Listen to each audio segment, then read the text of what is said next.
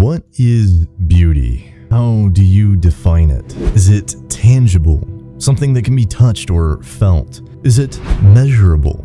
Is it something that can be described like a complicated feeling or an emotion? Maybe it's a bit of all of the above. I don't know, what do I look like, a f***ing philosopher or something? But sometimes it's hard to describe exactly what something is, or tell someone exactly what an experience is like. And hubris is exactly that. I don't know that it would be possible to tell you how it was or describe it coherently enough for someone to understand without just showing them. What the hell is this?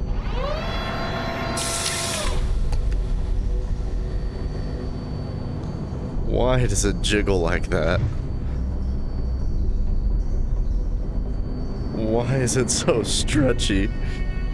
I don't like this anymore. Because this game literally transcends words. It is without a doubt the most beautiful, the most awe-inducing, the most immersive VR experience I have ever felt in my life. I mean, they say a picture is worth 1,000 words, but what is an entire world worth? How do you measure the amount of words needed for an entire experience? Is it like a word soup, or Who Wants to Be a Millionaire word edition? I don't know how they did it.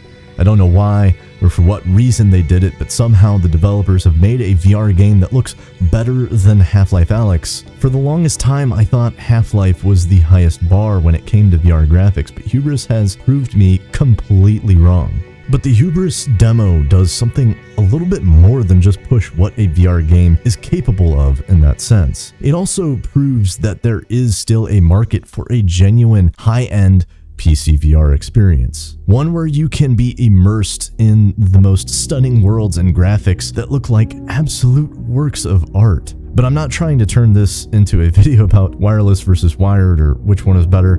That's a video for a completely different time. Hubris is stunning, like properly, really jaw-dropping. But behind this gorgeous visage, there is still a whole game that has to exist because it isn't all for show. In-game mechanics, a plot hook, you know, an actual functioning video game. And there really is. This game isn't some fake facade reeling you in with its sweet, sweet, delicious HD pixels and luxurious graphics like some sick succubus, and then revealing that it's an emotional vampire designed to make you lose hope in humanity and doubt anyone's intentions ever again.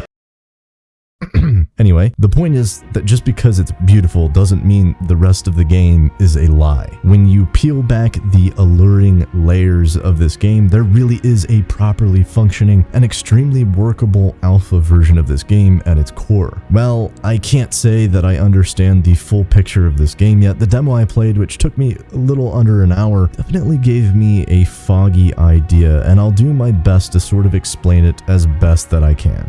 Hubris has you playing in the shoes of a member of some type of organization called the Order of Objectivity. That doesn't sound dystopian. I don't know what does, but it does contrast greatly with the scenery of the planet you are on, which is bright, it's vivid, it's colorful, beautiful, and serene.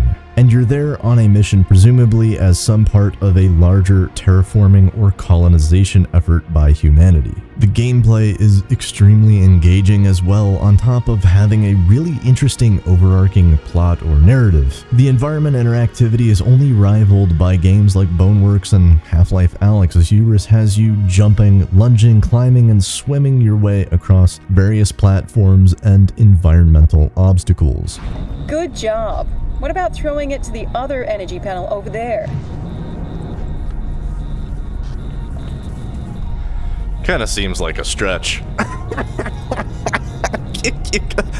Kill me, please. I want to die. The game at one point has you use a vehicle of sorts to move a large container you otherwise wouldn't be able to move on your own, which leads me to believe the developers probably have the same idea in mind for the finished product of the game. Environmental problems that can only be solved by critical thinking, deductive reasoning, and of course, some spatial awareness and proper execution. Looks like we're about to go swimming. Alright, boys. Let's get it, cannonball! These elements reminded me a lot of Boneworks, and in a lot of ways seem to have a bunch of inspiration taken from it, which isn't a bad thing because Boneworks is an amazing game, but it also doesn't feel like the exact same game either, which I can appreciate. As far as monsters or enemies go, there were really only two that I encountered. The squid, which are sus as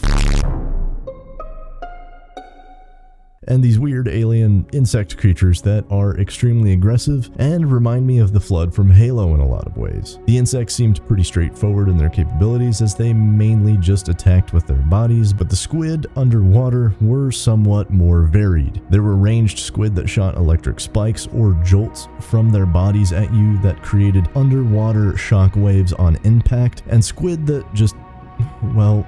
Look at him. He's just swimming. I want to say hi. Hey, didn't I say to avoid those squids? Hi. Hi. What are you doing? What are you doing? Oh my god! Oh my god! Okay, step squid.